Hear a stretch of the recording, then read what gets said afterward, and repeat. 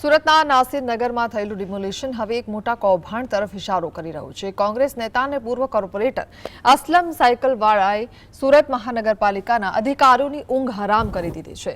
સાયકલવાળાએ આકરા પ્રહારો કરતા દાવો કર્યો છે કે જ્યાં બુલડોઝર ફેરવવામાં આવ્યા તે જમીન સરકારી કે પાલિકાની નહીં પરંતુ ખાનગી માલિકીની છે। આ ડિમોલિશન પાછળ મોટા બિલ્ડરો અને ભ્રષ્ટ અધિકારીઓની મિલીભગત હોવાનો તેમણે સીધો આરોપ લગાવ્યો છે। બીજી તરફ આ મામલે રચાયેલી તપાસ કમિટી પણ શંકાના દાયરામાં છે।